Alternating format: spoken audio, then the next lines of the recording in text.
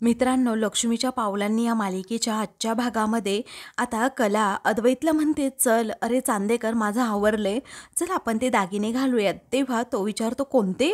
मग आता ती म्हणते, हे बघ इथे हलव्याचे दागिने आहेत ना, ते दागिने घालून आपण दोघेही फोटोशूट करूयात. त्यावेळी आता तो म्हणतो, नाही, मला ते जरा ऑड वाटतं, मी नाही घालणार ते.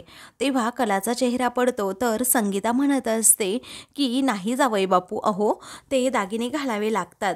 त्याच वेळी आता अद्वैत म्हणतो, नाही, मला नाही आवडणार. पण संगीता आता फोर्स करू लागते की जावई बापू, अहो ऐका, अहो माझी लेकसुद्धा घालणार आहे.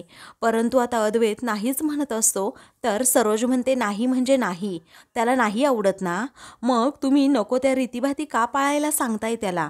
त्याला जर आवडच नाही त्याची, तर तुम्ही का फोर्स करताय, असं संगीताला उत्तर देत सरोज म्हणते. सरोजकडे सर्वजण पाहत राहतात. त्यानंतर आता लगेच अद्वैतला सरोज म्हणते की कुणाच्या तरी शब्दाचा मान ठेवायचा, म्हणून अजिबात काही पण करायचं नाही अद्वैत. तेव्हा तो ठीक आहे असं म्हणतो. मग रोहिणी म्हणते, सरोज वहिनी तर आज फुल फॉर्ममध्ये आहे. पुढे आता संगीता म्हणते, पण सरोज मॅडम, अहो घालूयात ना थोडे दागिने त्यांना सुद्धा. तेव्हा माझा शब्द इथे फुल अँड फायनल असतो, तुम्हाला कळत नाही का, असं उत्तर देत सरोज संगीताला गप्प करते. त्यानंतर कला म्हणते, सरोज मॅडम मला माफ करा, मी मध्ये बोलतीये, परंतु आपल्या घरी म्हणजे तिकडे चांदेकरांच्या घरी आपण सर्व प्रथा या पाळतोच आणि सर्व सणवारसुद्धा जपतो. मग ही एक प्रथाच आहे ना, त्यामुळे मग मला असं वाटतं की चांदेकरने दागिना घालावा, कारण त्याचीसुद्धा ही पहिलीच संक्रांत आहे आणि तिकडे घरी गेल्यानंतर आजोबासुद्धा त्याला विचारतील की दागिने घालून तिकडे फोटो काढले की नाही. त्याचवेळी आता सरोज म्हणते की आबांचं नाव काढून उगीच त्याला ब्लॅकमेल करू नकोस हां. मग कला म्हणते, हो ब्लॅकमेल मी कशाला करेल?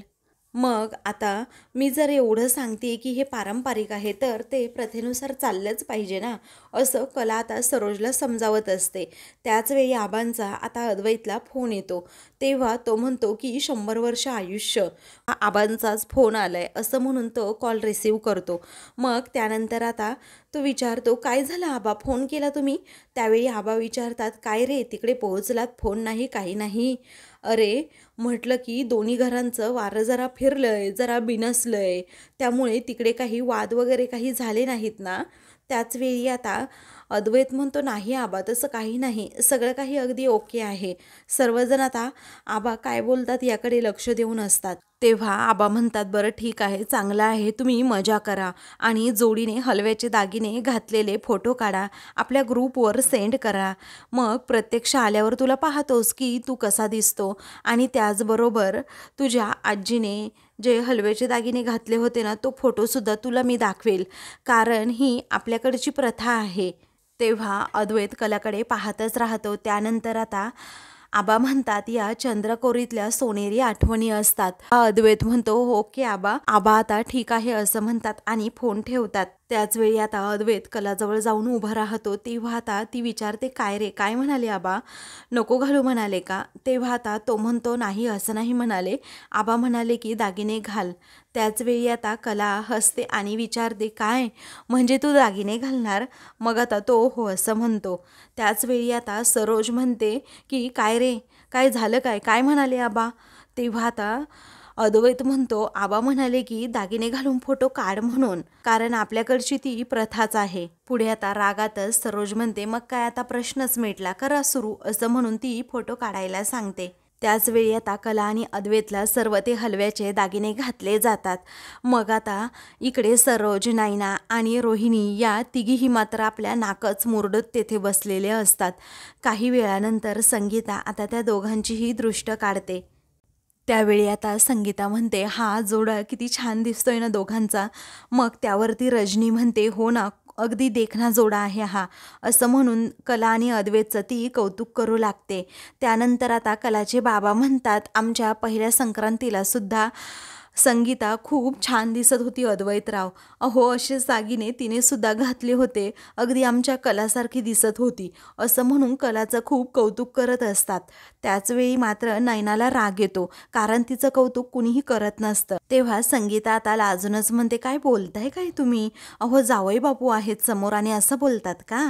त्याच वेळी आता कला ही अद्वैतला थोडा धक्का मारते आणि त्याला विचारते, काय रे, आपल्या म्हातारपणी तू सुद्धा असंच सांगशील का सर्वांना? मग आता तो म्हणतो, हो सांगेल ना, काळवांग दिसत होती असं सांगेल की. त्याचवेळी निदान एखाद्या फुलाचं नाव तरी घ्यायचं होतं ना, असं कला म्हणते. मग आता तो तिच्याकडे पाहून हसतो आणि म्हणतो, हो, दगड फुलाचं नाव घेतोय की. तेव्हा आता सर्वजण त्या दोघांकडे पाहतच राहतात. मग त्यानंतर रोहिणी आता म्हणते की सरोज वहिनी, अगं झालं आता यांचं गुलुगुलू सुरू. त्या कलाला ना खरंच लाजच नाहीये, पण अद्वैतकडे बघ ना, तोही असाच. तर इकडे दगड फुलाचं नाव घेतल्यानंतर मात्र कला गालातच हसते आणि अद्वैतकडे पाहते. दोघेही एकमेकांकडे खूप प्रेमाने पाहतात आणि तेच पाहून आता इकडे सरोजचा जळफळाट होतो. इकडे आता कला म्हणते, म्हातारपणी आपण एकत्र असू हे कबूल आहे तुला, दे बरं टाळी. तो म्हणतो, हट, मी नाही देणार टाळी. तर कलाचे बाबा आता म्हणतात की काजल, तो फुलांचा बुके आहे ना, तो अद्वैतकडे दे आणि अद्वैतराव मग आपल्या कलाला देतील तो. तेव्हा ठीक आहे असं आता काजल म्हणते आणि अद्वैतकडे तो फुलांचा बुके देते. मग आता रजनी म्हणते, अरे कलाच्या हातात द्यायचा आहे तो तू फुलांचा बुके आणि तसे फोटोज काढायचे आहेत आपल्याला. मग आता अद्वैत नुसता हातातच तो फुलांचा बुके पकडून असतो. त्याचवेळी काजल म्हणते, जरा पोज द्या. रजनी म्हणते, हो ना, जरा पोज द्यायला काय होतं याला. मग आता अद्वैतला नाईलाजाने हसावं लागतं. तेव्हा तो आता कलाला फुलांचा बुके देत तिच्याकडे पाहून थोडा हसतो. मग आता कलाच्या खांद्यावर काजल ही हात ठेवायला सांगत असते आणि फोटो काढत असते. तर आता सरोज आणि रोहिणीला मात्र राग आलेला असतो आणि त्या दोघीही आता खूप चिडलेल्या असतात. कारण आता कला अद्वैतचे जे काही फोटो काढले जातात ते पाहून त्या दोघींचाही जळफळाट होत असतो. त्यानंतर तेव्हा काजल म्हणते, हो थोडं जवळ या आणि ताईच्या खांद्यावर हात ठेवा. मग आता त्या दोघांना थोडं जवळ यायला सांगून त्याचबरोबर अद्वैतने कलाच्या खांद्यावर हात ठेवून मस्त असा एकमेकांकडे पाहत स्माईल करत काजल छान असा फोटो काढते. आता ते पाहून मात्र रोहिणी, सरोज, नयनाचा जळफळाट होऊ लागतो. तर इकडे संगीता देखील आता खूपच खुश असते आणि ती आता कलाच्या बाबांकडे पाहून थोडी लाजत असते. कारण तिला तिच्या पहिल्या मकर संक्रांतीचे क्षण आठवत असतात की कशाप्रकारे आम्ही दोघांनी सुद्धा हे असे फोटो काढले होते. रजनी देखील आता या दोघांसाठी खूपच खुश असते. त्यानंतर कला आणि अद्वैतचे छान छान असे फोटो काजल काढत असते. नंतर अद्वैत अगदी जवळच कलाला घेतो. काजल आता फोटो काढते. अगदी मिठी मारून कलाने अद्वैतला फोटो काढलेला असतो. ते पाहून आता सरोजला खूपच राग आलेला असतो. नंतर कलाच्या कमरेवर अद्वैतने हा हात ठेवलेला असतो आणि दोघेही एकमेकांच्या अगदी जवळच असतात. ते पाहून आता इकडे सरोज मात्र खूपच नाराज होते. कला मात्र त्या सर्व फोटोंचा आनंद घेत असते आणि छान छान व रोमॅन्टिक असे फोटो काढत असते आणि तिलाही खूप आनंद होतो. ती आता अगदी अद्वैतच्या जवळच असते. तेव्हा आता अद्वैत सुद्धा तिच्याकडे पाहत असतो. दोघांनाही अगदी ते छान वाटत असतं. आपल्या लेकीच्या चेहऱ्यावरील आनंद पाहून आता संगीता सुद्धा खूपच खुश असते. त्यानंतर रोहिणी आता लगेच सरोजला पिन मारते आणि म्हणते, फोटो काढण्याच्या बहाण्याने का होईना, त्या निमित्ताने का होईना, बघ अद्वैतने कसा त्या कलाच्या कमरेला हात लावलाय. तेव्हा सरोज आता त्या दोघांकडे पाहते. तिला राग आलेला असतो. त्यानंतर रोहिणी म्हणते की काय केमिस्ट्री आहे बघतीयस ना तू सरोज वहिनी. तेव्हा सरोज म्हणते, अगं दिसतंय बाई मला, केवळ आबामध्ये पडलेत ना म्हणून मला गप्प राहावं लागते, बाकी काहीच नाही. नाहीतर हा त्यांचा प्लॅन मी कधीच उधळून लावला असता. हे नातंच खोटं आहे, परंतु आता काय करायचं, आबामध्ये आले म्हणून गप्प बसावं लागते, असं रागातच आता जरा सरोज म्हणते. त्यानंतर इकडे अद्वैत कला छान छान असं फोटोशूट करत असतात. तेव्हा आता अद्वैत विचारतो, काय खूप मजा येते ना तुला हे करताना. त्यावेळी आता ती म्हणते, हो मजा येणारच, कारण मी तुझी बायको आहे. तेव्हा आता तो विचारतो, काय मग गळा दाबायची पोज देऊ का. त्याचवेळी आता कला हसतच म्हणते, जास्त लाडात यायचं नाही हा. तेव्हा ते दोघेही आता खूपच फोटो काढण्यामध्ये बिझी असतात. म्हणूनच आता संगीता म्हणते की आता आपण सर्वांचे फोटो काढूयात ना, जर तुमचं आवरलं असेल तर. तेव्हा आता संगीता म्हणते, Saroj madam, Rohini madam, Rajani madam, चला ना आपण फोटो काढूयात सर्वजण कला अद्वैत बरोबर मिळून. तेव्हा आता सरोज म्हणते की मला नाही इंटरेस्ट. तर रजनीला आता फोटो काढायचा असतो, परंतु सरोज आणि रोहिणीच्या या अतिनाटकामुळे तीही आपली गप्पच बसते आणि तिला खूप वाईट वाटतं की नुसतं ह्यांना सर्वांना पाण्यात पाहतायत. परंतु आता या क्षणी ती काहीच बोलू शकत नसते. पण काजल आता म्हणते की चला आपण सर्वजण एखादा सेल्फी घेऊयात मग. रोहिणी, सरोज आणि त्याचबरोबर रजनी आणि नैना सोडून सर्वजण एक छान असा सेल्फी घेतात. त्यानंतर अद्वैत विचारतो झालं ना हे सगळं, मग मी हे काढू का, कारण मला हे जरा टोचतंय. तेव्हा आता नाही काढायचं नाही असं आता संगीता म्हणते. कलाचे बाबा म्हणतात हळदी कुंकवाचा कार्यक्रम झाला की मग आपण काढूयात, हे तोपर्यंत राहू द्यात. तेव्हा आता म्हणजे किती वेळ ठेवायचे अजून हे दागिने, 1 तास 2 तास 3 तास असं आता अद्वैत लगेच कलाच्या बाबांना विचारतो. त्याचवेळी आता कला म्हणते अरे रात्रभर ठेवायचे असतात बाबा हे दागिने. मग आता अद्वैत म्हणतो काय रात्रभर, आणि मग झोपायचं कसं? तेव्हा आता ती म्हणते की झोपायचंच नाही. तर आता संगीता म्हणते अद्वैतराव ऐका, कला ठेवेल हे दागिने तिच्या अंगावर, तुम्ही नका ठेवू, तुम्ही काढा. मग आता अद्वैत लगेच काढतो. तेव्हा आता कला म्हणते असं काय आई, अगं हा काढणार असेल ना तर मी सुद्धा काढणार आहे. त्याचवेळी आता कला ही अद्वैतला म्हणते असं कसं रे. त्या दोघांचं आता त्याविषयीच बोलणं सुरू असतं. मग आता इकडे रोहिणीला राग येतो आणि ती रागातच म्हणते वहिनी अगं तू पाहिलं ना सरोज वहिनी की अद्वैतला ही कशी अशी टाचेखाली ठेवतीये. मग आता सरोज म्हणते की गप्प बस अगं रोहिणी, जसे तुला देवाने डोळे दिले आहेत ना तसे मला सुद्धा दिले आहेत, आता मला काही कॉमेंट्री नको आहे तुझी, असं म्हणून ती रोहिणीला सुनावते आणि लगेच दुसरीकडे आपली जाऊन बसते. तर रोहिणी रागातच सरोजकडे पाहते. तेवढ्यातच सर्व बायका आता शेजार पाजारच्या तेथे येतात. तेव्हा संगीता म्हणते अगं बाई आल्या का, बरं ठीक आहे चला या हळदी कुंकू लावून घेऊ आपण. आता शेजारच्या बायका आल्यानंतर रोहिणीजवळ बसतात आणि तिला थोडासा धक्का लागतो, म्हणून ती जरा रागातच त्या बायकांकडे पाहते आणि लगेच सरोजच्या तिथे खुर्ची असते ना तेथे जाऊन बसते. आता सर्व बायकांना व्यवस्थित बसायला सांगून कला व संगीता या दोघीही सर्व बायकांना हळदी कुंकू लावतात आणि त्यांना वाणसुद्धा देतात. तर आता काही बायका या म्हणू लागतात की काय फक्त कलाच हळदी कुंकू देणार का, ही नैना नाही देणार का. तेव्हा नैनाला राग येतो. तेव्हा आता त्यातीलच दुसऱ्या ताई म्हणतात नैनाचं सुद्धा पहिलंच हळदी कुंकू आहे, तिची सुद्धा पहिलीच संक्रांत आहे म्हटल्यावर तिने द्यायला हवं ना. तेव्हा तुझा नवरा नाही आला का सोबत, काय ग नैना दाजी नाही आले का, असं आता त्या ताई विचारतात. मग आता नैना मनातच विचार करते की या बायकांना ना फालतू गोष्टी करण्यामध्ये जास्त इंटरेस्ट असतो आणि त्यासाठीच या हळदी कुंकवाचा कार्यक्रम ठेवतात. तेवढ्यातच दुसऱ्या काकूसुद्धा तेथे येतात आणि अय्या आत्ताच कार्यक्रम सुरू झाला का असा टोमणा मारतात.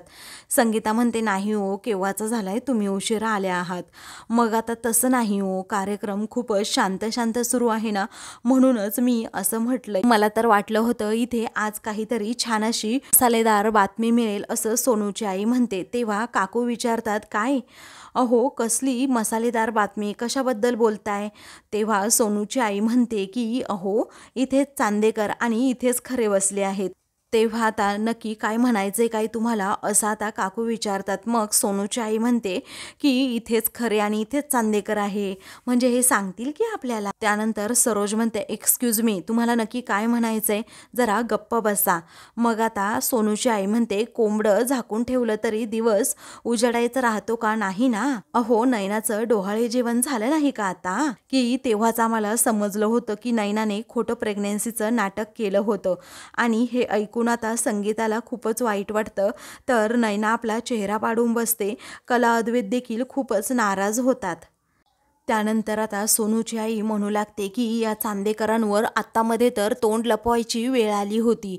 ही काळ्या साडीवाली बॉबकटवाली बाई नाही का, अहो तिने काय केलं, नैनाचं पोट असं हिसकावून काढलं. मग काय सगळा पर्दाफाश झाला या नैनाचा.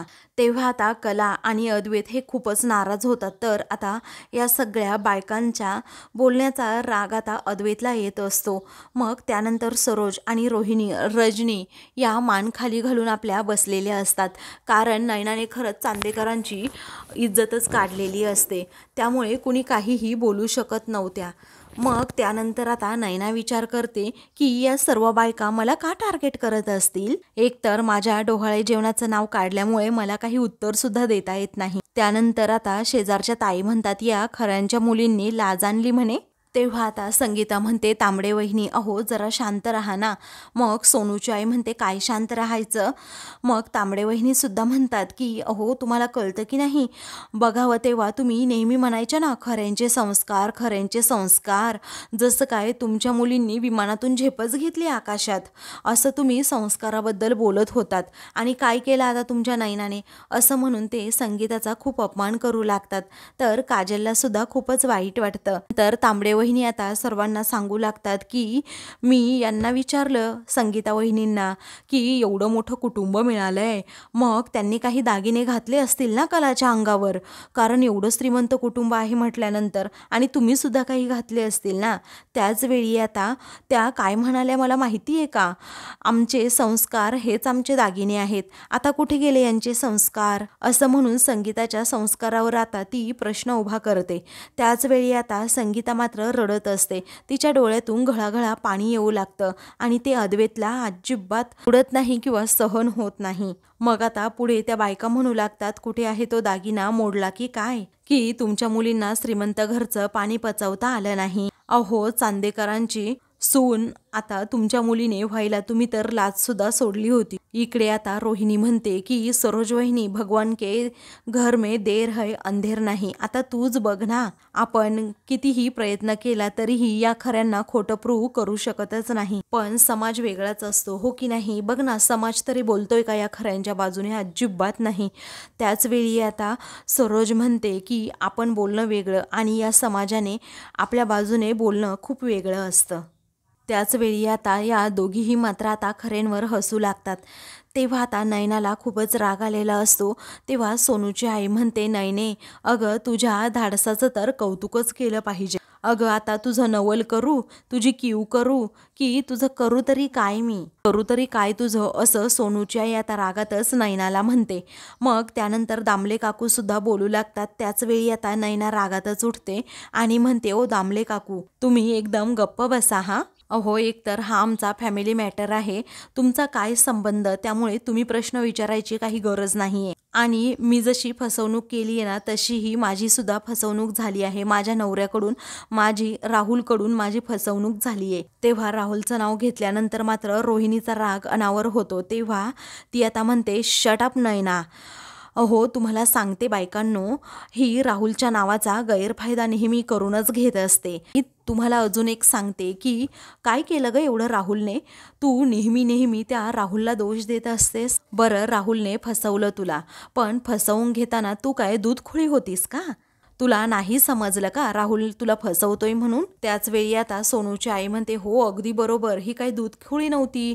लग्ना अगोदरची थेर मला चांगल्याच प्रकारे माहीत आहे, कारण लग्ना अगोदर ती किती लाडवली होती ना, हे चांगलंच माहीत आहे आम्हाला. पण हे सगळं संगीतामुळे झालंय बरं का, कारण तेच लाड आता अंगलट येत आहेत, अंगाशी येत आहेत. आता बघितलं ना आपल्याशी कशी ती उद्धटपणाने बोलतीये, घरी आलेल्या पाहुण्यांना माणसांना ती कशी उद्धटपणाने बोलतीये. तेव्हा सर्व बायका आता आपापसामध्ये कुजबूज करू लागतात की कशा प्रकारे ही उद्धटासारखी आता बोलती आहे आणि हिला सासरचे घरी ठेवून घेतायत, हा चांदेकरांचा खरंच खूप मोठेपणा आहे, असं म्हणून संगीताला आता त्या खूप बोलू लागतात. आणि समाजामध्ये मुलींनी कसं वागायचं याची शिकवण देण्यासाठी तूच कुठेतरी कमी पडतीये, असा संगीतावर नको तो आरोप करू लागतात. खरं तर संगीताने आपल्या मुलींना चांगलेच संस्कार दिलेले असतात, परंतु नयना हट्टी आल्यामुळे आता ती तिच्या मनासारखंच करत असते आणि संगीतावर त्याचा सर्वजणी आता मिळून दोष लावतात. तर संगीताला आत्ताच कुठे मध्ये प्रॉब्लेम झाल्यामुळे तिला काही सुचत नसतं की काय करावं, या बायकांना कसं थांबवावं. कारण आता नयनाच्या सासर समोरच आता या बायका आमची इज्जत काढतायत, त्याचबरोबर आमची लाज काढतायत, हे तिला अजिबात आता पटलेलं नसतं. परंतु आता नयनाने एवढं मोठं कारस्थान केलेलं असतं म्हणून तिचाही नाईलाजच झालेला असतो. ती सर्वांचं बोलणं आता गपगुमाने ऐकून घेत असते आणि बिचारी रडत असते. ती पूर्णपणे आता खचून गेलेली असते, कारण आता 4 लोक येऊन आपल्या मुलींविषयी बोलतायत हे तिला आवडत नसतं. अद्वैत आणि कलाला सुद्धा आता राग आलेला असतो, कारण या बायका उगीच संगीताला बोलत असतात, नयनाला बोलतच नसतात. त्यानंतर आता संगीता खूपच मोठ्याने रडू लागते आणि तिला त्रास होऊ लागतो. त्याच वेळी आता कला ही पुढे जाते आणि संगीताला समजावते, आई प्लीज तू स्वतःला त्रास करून घेऊ नकोस. मग आता काजल देखील सर्व बायकांना ओरडते आणि म्हणते जरा गप्प बस. मग आता कलाचे बाबा म्हणतात सर्वांनी शांत राहा बरं.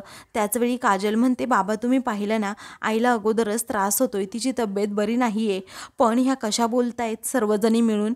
तेव्हा आता कशा बोलतायत म्हणजे खरं तेच बोलतोय असं आता दामले काकू सुद्धा म्हणतात. आणि खरं बोलायला कसली आली आहे ग भीडभाड असं म्हणून आता काजलवरच ओरडतात. त्याच वेळी आता पुढे त्या रागात म्हणतात काय ग अशी पांघरून घालायची सवय आहे ना, तेव्हा तुझी बुद्धी काय गहाण ठेवली होती का, नयनाच्या चुकांवर नेहमी पांघरून घालतेस.